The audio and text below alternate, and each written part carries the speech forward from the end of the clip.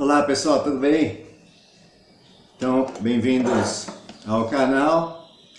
Então a ideia aqui é compartilhar informação, tá certo? Evidentemente que comentando um assunto ou outro, a gente pode provocar algumas reações, mas tudo bem, tá? Já está no script, pessoal, já está no script. Enfim, no outro vídeo eu comentei sobre um artigo que tinha saído na Brasil Ornitológico. Nem todo mundo é assinante da Brasil Ornitológico ainda, porque vocês serão, tá certo? Vocês ainda serão, para quem não é. E muitas vezes a gente recebe a revista, dá uma olhada rápida na foto dos canários, que é o que a gente quer ver, e acaba não prestando atenção nos artigos. Tem artigos bem interessantes na Brasil Ornitológico.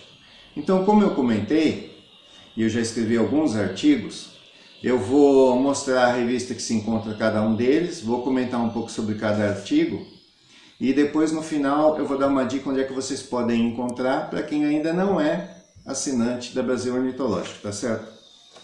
Olha só, o primeiro artigo que eu publiquei saiu aqui na Brasil Ornitológico número 93. É um artigo sobre o reconhecimento das cores clássicas. Como vocês sabem, os canários melânicos se dividem em 4 grandes grupos, né? Que são as cores clássicas. Então, você tem os negro-oxidados, que são os verdes, azuis e cobres. Você tem os canelas, você tem os diluídos, que são os ágatas e os isabelinos, as suas mutações, e ainda temos os acetinados e os féus. Talvez esteja esquecendo alguma coisa, mas tudo bem. Então, nessa revista aqui, nesse primeiro artigo, é um resumo de como identificar cada uma dessas cores, tá certo? E aí, de acordo com cada mutação, evidentemente vai haver algum aspecto diferente, principalmente na área de atuação da melanina, tá? Próximo artigo saiu aqui na Brasil Ornitológico 95 e fala um pouco de como ter sucesso na criação de canários de cor, visando exposição, tá pessoal? É o que eu faço, eu crio canários de cor para exposição. Então a ideia do meu canal é mostrar para vocês que mesmo tendo uma criação pequena, você consegue, como não? Consegue fazer campeões, consegue fazer quarteto campeão, consegue vencer a série criando com poucos casais, tá? Ah, mas é uma cor que ninguém cria, é uma cor que não tem concorrência. Não é bem verdade, pessoal. A Ágata Pastel tem bastante concorrência, tá certo? Então, e todos eles criam, todos os meus adversários são meus amigos, todos eles criam muito bem. Com mais casais, com menos, enfim. Não vou entrar em discussão como cada um cria, tá? Mas é uma disputa bem bacana, tá? Então você pode. A prova maior aí está no nosso amigo do canal Sabrina, que é o Rivaldo, que sempre vivia dizendo que a cor dele era muito concorrida e era impossível fazer um campeão, porque só tem criador top e tudo mais. Olha aí, fez o campeão. Fez o campeão vermelho nevado, não é verdade? Então, basta acreditar. Quando a gente tem 80 canários na mesa, não necessariamente você tem 80 exemplares da mesma qualidade. Então, para você vencer uma determinada cor, você tem que ter exemplares do nível dos 5 primeiros, tá certo? E aí uma questão de vencer ou perder é uma questão na hora de um exemplar estar mais exuberante que outro, de fato ser melhor que outro, enfim. É uma questão de, às vezes, preferência pessoal do juiz, tá certo? Então, ganhar ou perder não vem ao caso. O importante é ter exemplares em condições de competir, tá? Se você sempre manda o seu e diz, ah, minha cor é muito concorrida e nunca se classifica, alguma coisa está errada, meu amigo, tá? Você está entrando no concurso, evidentemente, eu acho que não é para passear, é para vencer. Então, a gente tem que pensar um pouco mais positivo. Olha, eu posso vencer A, B e C, como não? Posso sim, tá certo?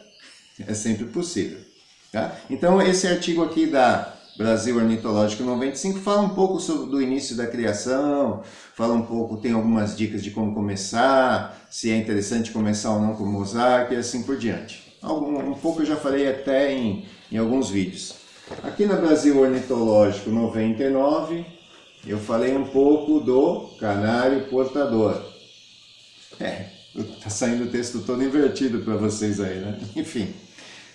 Qual a ideia do canário portador? É um pouco do que eu falei sobre ter comprado o campeão e de repente o exemplar gera filhotes diferentes, tá certo? Então a gente vai entender um pouco dessa história de portador nesse artigo.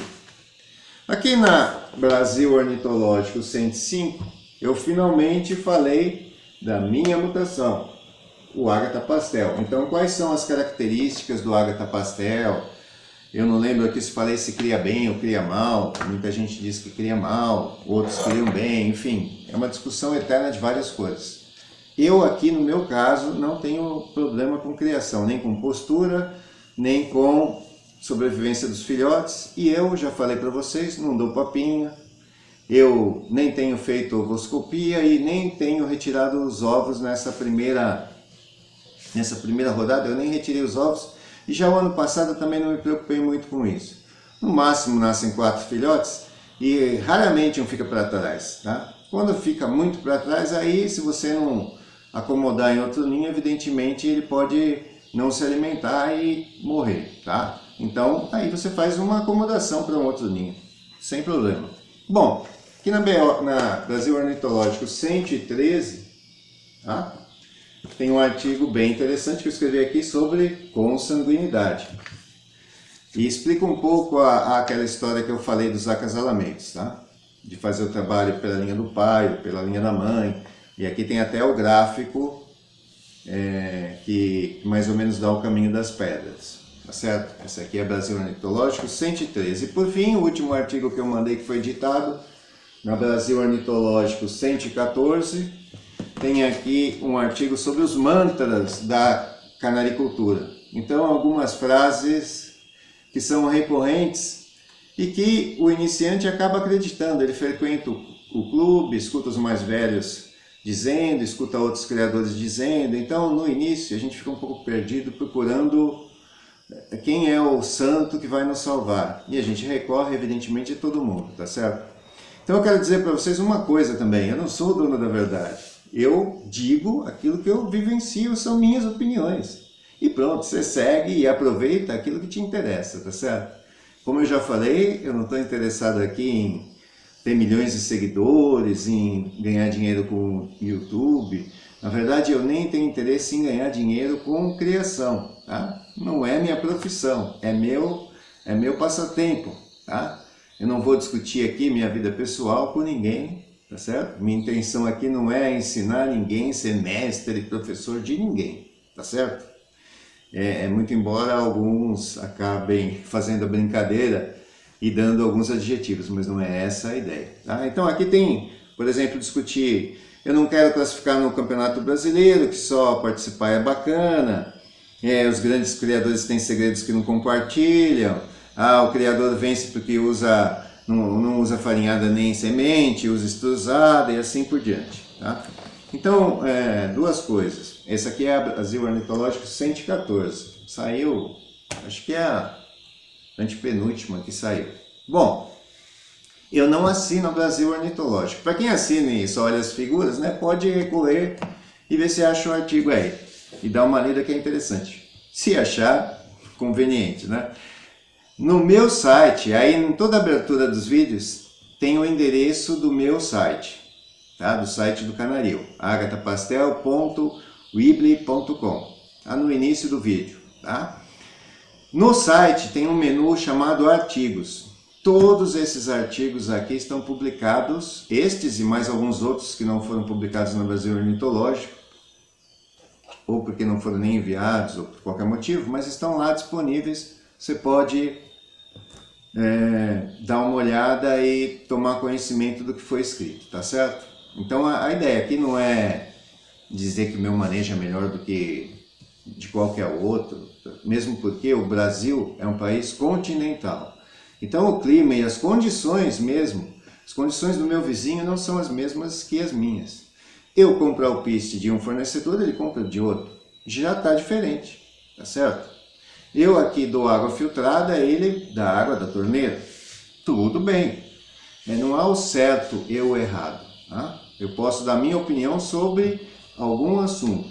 Tá? Tem coisas que têm relevância e que muita gente não dá importância.